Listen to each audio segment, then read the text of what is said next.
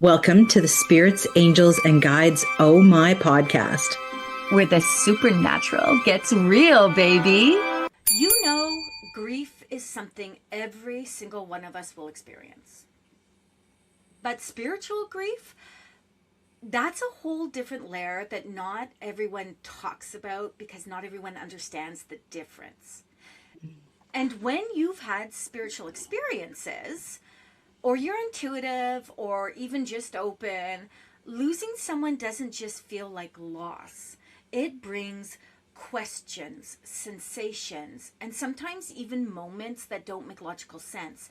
And I'm not saying that anyone cannot experience this. I'm just saying that those of us that have sat with spirit or are truly open to the understanding of what happens when someone crosses to the other side, it can all of a sudden bring all the things that we thought we understood to the forefront. So today, Nan and I are going to talk about what makes spiritual grieving so different. Why so many people feel this deep need to know their loved one is okay. And how to navigate that without losing yourself in the process. Because grief isn't just about letting go. Because truly, are you letting go? I don't think so. Sometimes it's about learning how to hold on in a completely different way. So, with that, welcome back to Spirits, Angels, and Guides Oh My. I am Nancy Christine Brady. And I'm Tara, and today we are going there. We're talking about spiritual grieving, not just grief, but the kind that comes with awareness, intuition, connection. And let me be straight up right now, this one is going to hit different, babies. It really does, Tara. And I think this is something that people don't always expect. You'd think that having spiritual understanding would make grief easier for us, but sometimes it just actually adds really deep layers to it because now you're not just grieving the physical loss, you're also trying to understand what's happening beyond that. Exactly. I mean, let's be honest. We speak to spirit. We bring in loved ones. You would think that we would just be like, okay, we're sad, we're whatever. But no, it can go really deep. And people can get stuck there because they think, well, I'm spiritual. Just like I said, I should be able to handle this better. And I'm going to say this as someone, no, no, no, no, no. That's not how this works. No, no, If no. anything, you're feeling more. Yeah. Almost like you're triggered in a way that you would never expect. You're aware of more. You're picking up on energy, memories, impressions, and then your brain, your humanness, is trying to make sense of it all while your heart is literally shattered. Yeah. So now you're not just grieving, you're processing on like 5 different levels at once. Okay? So why spiritual grief is different in my view, I'm just going to call it out like right away. It's different because what people would call normal grieving, and I hate that term, by the way. Yeah. Me too. What does that even really mean? But we'll use it for context. Because in normal grieving, the focus is usually on the loss, right? Like the loss, the memories, the absence. Yeah. In spiritual grieving, there's this added layer of, okay, so where are they? Are they okay? Did they make it? Can they see me? Can they hear me? Why haven't I felt them yet? Or why am I feeling them too much? Yes. And again, I see lots of clients that come to me that aren't doing spiritual work, so to speak, but these are the questions they're asking because they're open to this. Then there's lots of other people that come to the table and they're just like, I just like to see, if they're around. So there's a difference in that too, right? Yeah. And what I talked about right there, that did they make it? Can they see me? You would think as a spiritual practitioner, we'd be like, of course they can. Of course they can. But also, as a spiritual practitioner, having a very, very human experience, those questions can mess with your head if you don't get yourself, I was going to say, under control. If you don't get yourself, in a place where you have the ability to say, I need to take a moment. I need to take a moment. Because sometimes our spiritual self just will fall to pieces because our human self isn't coping. Does that make sense? I feel like that's a conundrum.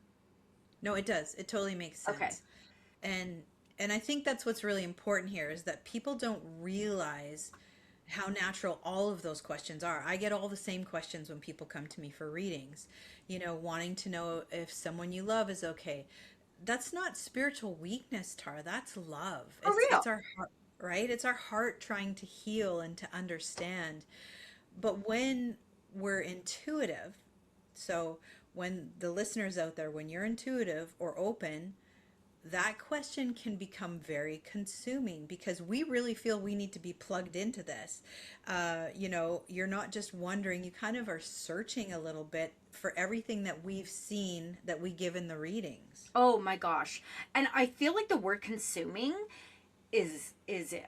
Yes. Like that's it, baby. That's it. You're not just thinking about it. You're trying to tune in and that's a lot. And here's where I'm going to be real with you. This is where people start checking constantly. Yes. Constantly. They are like, are you here? Can I feel you? And they don't even know. They don't even know what they're supposed to be feeling. Yeah. Right? Like, and they will get all confused with this. So and the thing is, for whatever reason, Nan, like the morning seems to be, I don't know what it is about the morning, Nan, but people are trying to do this mostly in the morning because that's, I guess, the moment when you wake up and it hits you again. Yeah, that makes sense. I guess that's what it is. It's when you wake up and you're like, I don't know, even talking about it now for me, with Ryan's loss, my son, for those of you that don't know, like I'm talking about this and I feel empowered, but I can feel those little, I don't know if it's tears. It's like my sinuses act up. And I get this little thing here and then this little thing here and it's like this weird tingling. But I mean, again, let's go back to it. The moment when you wake up, it hits you all over again. And it's that, oh my God, is this real moment? And that sentence right there, oh my God, is this real? Yes. That's a thing. Yeah. That's a thing. And that's when people will reach out energetically and be like, give me a sign. Are you okay? Are you there? Did you make it? Show me something. Give me something. Anything. Yeah. And believe me, I get it. I get it more than most, maybe. Because my loss was literally a part of me. Yeah. Right? And I'm not downgrading anyone's loss, whether it's a parent, a partner. For me, I lost Ryan and then I lost my mom. But the Ryan thing, that's a thing. And Nan knows, so Nan will understand this. And this is where we have to be careful, though. Because that need for confirmation can turn into an obsession real quick. And I just want to add something. And Nan knows this. And this is the weirdest thing that I can think of in all the things that... I'm not talking about the signs I got or anything. But when I found out, I was in that parking lot, Nan. Nan knows this. I don't know why I'm telling it to her like she's never heard it before. But I was in that parking lot in a motel all by myself, well, with the hun of the bun, and getting ready to go home. And all the stuff transpired. And I remember looking up at Spirit in this parking lot. At the same time, Honey bit some guy who came too close to me. I remember that. I just yelled at him, I'm in grieving. I don't know what I said, but I said something stupid. But I looked up at the sky and I said, I am not doing this from Spirit. I'm doing this from the most human place. Because I need to get whatever I need to get out of this that I do. Because I'm not doing this again. What a weird thing to say within the first, 20 minutes of knowing? That's what I did. So, yeah. I'm just putting that out there. It was a weird, a weird thing. I also told him I was going to not eat chocolate and make chocolate take control of me. And I failed miserably at that. Chocolate fully is my existence. And maybe that is my savior. Totally. Right? If you know me, you know. Send chocolate. Okay. But going back to this, Nan, I understand. You understand. I mean, this is our livelihood for the most part. People need to know that they're okay. The need to know they're okay. This is the number one thing we hear, you and I. I Yeah. just need to know they're okay. Yeah. And I'm going to say something that people don't always like, but it's the truth. That need, it's not actually about them. Okay? I'm going to let that land for a second. It's about you trying to stabilize yourself in the middle of something that feels completely unstable. Mm-hmm. It's a you thing, and that is okay. Because let's be real, if they're okay, then maybe you'll be okay. Holy shit, am I emotional on all of this. If they made it, then maybe this isn't as terrifying as it feels. Yeah. And if you can feel them, and this is a big one, then maybe they're not really gone. And that's such a human response, Tara. Right. Like, we're really wired to want that reassurance, especially when something is feeling uncertain or overwhelming. It's common to want to calm our nervous system. And in grief, everything feels so uncertain. And so, of course, the mind's going to go to, I just need one sign. I just need one moment. I just need one feeling.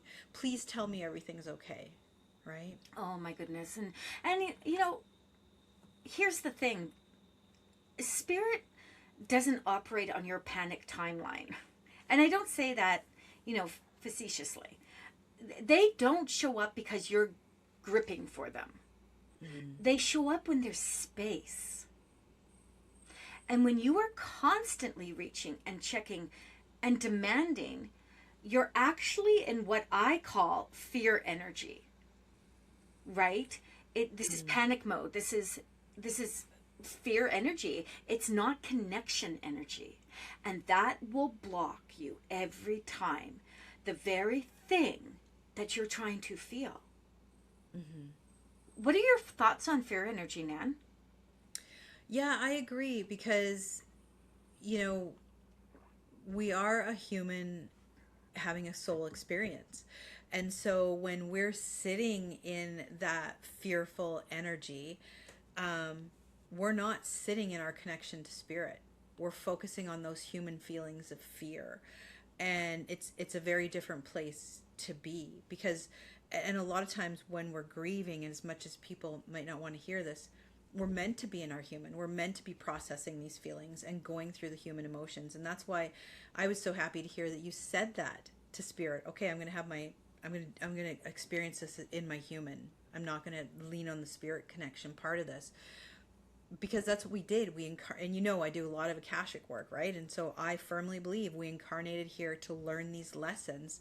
And if we are connected to spirit, we're up in the woo-woo up here. We're not in our body feeling the feelings. And what is fear? Fear is the unknown. Yeah. Yeah, and fear, coining that term fear energy is a big deal because it's so human, truthfully. Mm-hmm. It is so human that I just got goosebumps. Yeah. And here's another piece of this. When you're spiritually aware, you don't just grieve the person. Hear me out. You're grieving the connection, the energy, the presence.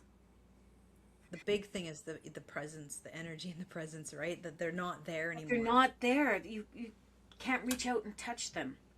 And sometimes you can still feel them. And that can be comforting, but it can also be confusing as hell. Yeah, it's true. Right? It's true. Yeah. And that's why sometimes you wake up at the beginning stages of all of this stuff and you wake up and you're like, because, you now realize that what you're feeling, that you're going to wake up and walk into their bedroom, or they're going to come home from work, or whatever it is, and then all of a sudden you're like, oh God, that's not going to happen. Because wait, I feel you, but you're not here. Why aren't you here? Yeah. And that creates such a push and pull feeling and energy, right? Where part of you is finding comfort in those moments, but then another part of you is feeling like you're completely ripped open again. And it reminds you that everything has changed and it's never going to be the same ever again. And that truthfully is the worst feeling. Yeah. Right? Because it's been almost 3 years for me, and it feels as raw, Nan, as it was the day it happened. Like, I will be very honest with that. There is no, time doesn't heal all wounds. It doesn't. No. And not with this. So I feel like I don't want to gaslight anyone, including myself. So, this is why spiritual grieving feels heavier, though, is because of, what you were just saying. It's like the wounds are constantly opened again because you don't get the clean break that people think grief is supposed to have. You get these moments of connection, then loss, then connection, then reality. Yeah. And it's mother fluffing exhausting. Yeah. It is exhausting. So honestly, how do you trust the process without losing yourself? What do we actually do with this? Well, I'm going to give you my perspective. First thing, you need to understand this. You do not need to constantly check on them. You don't. I know it makes you think it makes you feel better, but what it's actually doing when you can't feel them is it's confusing you. So you need to trust. And I swear this with everything I have. When someone crosses over, and anyone that wants to come at me, you can come at me. You go to the other side. You don't go to purgatory. There's no such thing. Never was, never will be. Catholic Church made it up and took it away. So, not there. And they don't get trapped here. Okay? They choose to come and go. They will immediately go to the other side. If they choose, Spirit chooses to come back because they like it here better, who are we to decide they have to go to the light? Keep in mind. And that's where I think I'm going to trigger people, man. But anyway. You might with all our ghost hunters. Right? Like, we ain't here to save a spirit, people. Like, spirits can come and go as they please. Mind your business. Okay, so you don't need to prove they made it. Yeah. So if you don't need to constantly check on them, you don't need to prove they made it, you don't need to force a connection. And just like I said, it's because spirit doesn't get lost. No. Right? They don't just wander around like, oops, where do I go? That's not how this works, I promise. Hey! And I think hearing that can actually bring a sense of relief to our listeners, because it takes a lot of the pressure off of needing to do something. Sometimes the most supportive thing you can do for them and yourself is to allow the process to unfold naturally. Like, I'll never forget, Tara, when my dad passed away, I had someone ask me, do you want me to check if he made it to the other side and help him transition? And I was like, no. He's on the other side and he's transitioned fine. Just thanks. It was very. Can I just say, is that not weird for someone to ask you that if you're a medium? Yes. Yes, but they were also, and for the listeners, air quotes. You see me air quoting medium as well. And it was very interesting. I thought first it was very crass to say that to someone whose dad had just died and I was grieving. But secondly, it made it very clear for me that we had very different belief systems of what spirit does and where it goes. I agree with that. I think that just would surprise me that someone would be like talking to a medium who does this full time, well, not full time, but has a very successful business with it. And they're like, "Do you want me to chicken on your dad?" No, no, no, girl. I got this. I got this. But it Dad was and the I. same for you. Like, I remember when Oh, Ryan passed away, and you said to me, "You make sure no medium gives me a message." And everybody came out of the woodwork and wanted to give a message to Tara from her son Ryan, and it was like, no, no. Like, and I understand a lot of where, some of them were your students, maybe wanting to prove mm, mm. themselves. Some of them were friends, maybe wanting to just see if they could offer solace or healing to you. But honestly, do you not think that Tara could connect easily and on her own? I know you were in grief at that point, but But also, still. also getting those, also getting those messages from other people weren't gonna soothe me. No, no. It was like being hit over and over again. Ryan says he's good. Okay.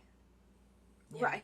You know what I mean? And also, Yeah. I was very worried, and rightfully so, that there were going to be people who don't really connect to spirit, that were going to pretend they were connecting to spirit, whether they thought they were or not. I will know they were going to come through and give me something that was not Ryan, and I didn't want friendships to be ruined, because even Yeah. when they're coming from all the good intentions, it was just easier to have no one come to that space. And most people honored that, and when people weren't, I had this little group of spiritual pit bulls that would go and dive in, right? We So did. you We did. right? Oh, it was interesting, the stories I heard afterwards. Oh no, that was stopped. And okay, so the like you said, the most supportive thing that you can do for someone is to allow them to process Yeah. naturally. And instead of asking, "Are you okay?" try shifting into "I trust you're okay, and I'm learning how to be okay too." Right? That's Or I don't even use the word okay, because I don't think I will ever be okay, but I'm coping. And yes. within that is everything I need. And Yeah. that's the power. Yeah. And right, that's where, the healing actually begins. So if you were to say to me, what how do you handle this? How do you keep going? Because I get that whole "you're so strong" thing. And that "so strong" thing, I appreciate that, because you have to. I mean, you cannot deny. I cannot say I'm not strong. I can't say I might not feel strong. And there's lots of times where I feel very, very, like I'm right back at the beginning of the grief. There's those moments, but I am strong because I have purpose here still. I still have things to do. I still have to move forward. And I would have been strong if Ryan was still here with me. Do you see what Yeah. I'm saying with that? So my strength is not necessarily a virtue. Do you understand? It is just part of who I am. And some people will handle it differently, and this is the way I handle it. So do I feel strong all the time? No. Can I celebrate my strength? Sure. Do I overthink it? Absolutely not. Right? I just don't. It is. Yeah. I'm coping. And that's where we talked about the do you forgive these people that did this to you and your son? Do you forgive them? Absolutely not. That's okay. And that's okay. But I can accept what happened. And I think there's a certain amount of strength in that, right? I don't have to follow the line of forgiveness is the only path that will set you free. I'm gonna do and I'm gonna flip the bird on camera, because honestly, I don't believe that. If I believe that if I said to someone, "Oh, I forgive them," that would be the most unauthentic thing I ever said. I would be lying through my mother fluffing teeth, even if I convinced myself. Yeah. So I have to find a different way then. When all the people are nattering at you, "Oh, you have to forgive and take the weight off your shoulders. You won't be able to heal." Don't tell me about healing, but you won't be able to go forward. That's not true. I can accept what happened. And that's enough. And it has to be enough, because forgiveness is not on the table. And Yeah. forgiveness means something different to everyone. There's the standard version of what forgiveness is, and that does not apply here. 100%. Does not. So let's talk a little bit about, now that I've done my TED Talk for today, let's talk a little bit about signs, the silence, the confusion. Okay. Okay, so, and I feel we need to talk about this because people don't bring this up. And that's the signs. Because this is where people start spiraling a little bit. And even I had a moment where I was like, okay, Tara, how many 10s are you going to see? And but the thing is that I never noticed those 10s beforehand. So why am I suddenly, you know what I mean? You know where I'm going with this? Mm-hmm. You'll get a sign, maybe a dream, maybe a song, maybe the number 10, and maybe you feel them around you. And for a moment, you're like, oh my God, they're here. Mm-hmm. But then it's gone. And for me, it does not work this way. For me, it's a good thing. It's a powerful thing. I feel it. I know he's here, but I'm a medium. I connect to dead people. That's my jam, right? Yeah. For others, you might be left sitting there like, wait, was that real? Did I make it up? And why don't I feel it right now? Mm-hmm. And then you start chasing it. Yeah. And I think that's where people can start to really doubt themselves too, Tara. And I've had that moment, like I just said to you. I had that moment where I was like, ooh, how many 10s are coming up? But I let that moment go away because I felt him every time a 10 come up. And I'd be like, yes, thank you. And then I would sometimes, not every time, I will take a moment and be like, why do I need this right now? Oh, this is happening. You know what I'm saying? Yeah. But now it's not just grief, right? When we talk about chasing it, the signs, it's not just grief. It's like grief mixed with questioning your own mind, your own intuition, your own experience. And, you know, I'm gonna ground this real quick for us. Not every moment is meant to be a sign. Not every silence means they're gone. Can you take that one for a second? Not every silence means they're gone, and not every connection is meant to be constant. Because spirit doesn't operate like a 24/7 open phone, hotline. Hello, looking for silence, right? 411 is spirit, please. Spirit comes in, they step back. They allow you to breathe. They allow you to live. Because if they stayed fully present all day, every day, you wouldn't actually move forward.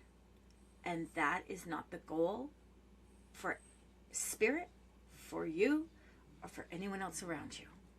Oh, 100%. 100%. We're here to be human. We're here to, and as much as people don't want to hear that, especially the clients that come to us, it's about processing and moving forward. Right? Absolutely. So let's make it practical. Because again, this is where I feel people come to people like you and I, Nan, for support. They need support. And if you're in this right now, friends, here's what I want you to understand. Number one, babies, you are allowed to miss them without needing to find them every second. Okay? Yeah. There's no timeline on grieving. 2, you are allowed to feel connection without needing to prove that connection. So if anyone says, oh, well, do you really think? If you know and you feel it, so shall it be. If you, just like I said, though, not everything's a sign, but if you can feel it and just be like, this is it, take it. It's them. It's for you. But what would happen if you felt it and it made you comfortable enough and you took it and it wasn't a sign? What harm does it do? Okay. Number 3, you are allowed to heal. Whatever that means to you. Right? However that looks. Without feeling like you're, I don't know, leaving them behind. Because that's the fear that nobody talks about. And I remember saying this, like, I don't want people to forget Ryan. I don't want people to forget Ryan. Mm-hmm. Yeah, it's that feeling of, if I start to feel okay, what does that mean about for my love for them? What does that mean? Am I letting them go? And that's not the case at all. No, and that's it right there. People think healing means forgetting, and it doesn't. Mm-mm. Healing means your nervous system finally gets a break. Oh, 100%. And that is so important. Right? And that's it. So instead of waking up and asking, are you okay? Show me something. Try this. Take a breath. Put your hand on your chest and say, I know you're okay. And today I'm going to take one step towards being okay too. And if okay is not your word, use the word that aligns with you, resonates with you. But that's connection. And that's trust. And that's how you move through spiritual grief without getting stuck in it. I love that, Tara. And I just want to add too, for our listeners, you know, we're referring a lot to people, but this, as an animal communicator, this also resonates very strongly with animals that we've lost, right? So I want you to think about it from that perspective too. Absolutely. Absolutely. So this is such an important conversation because spiritual grieving really isn't talked about enough, Tara. Like, No. I really think we need to talk about it more. And if you're going through this, just know you're not alone. Not even close. And listen, if this hits you, if this made you feel seen, if you know someone who's going through this right now, send this to them. Mm-hmm. Because sometimes people just need to hear, you're not cray cray, baby. You're grieving. And there is layers to this. Like an onion. Right? And you know what? If you guys want to go deeper with us, we've got bonus content, extra episodes, and more. We can have a deeper conversation about this. Let us know in our Instagram. Come and join us over at the Spirit Lounge. Mm-hmm. Right? Come and find us. Absolutely. And make sure you follow us on all of our platforms. Especially Instagram. We want followers on Instagram because we will go live on there at some point. We interact, we will connect, and that's where you're going to get more of this in real time down the road. Absolutely. And don't forget to subscribe so you don't miss future episodes. Okay, my lovies. Nan, take care of yourselves. Trust the process, even when it feels messy. And we'll see you next time. See you next time, everyone. Stay divine. Thanks for joining us on this journey into the wonderfully weird and metaphysical. If you loved what you heard, don't forget to follow us for more insights and behind the scenes fun.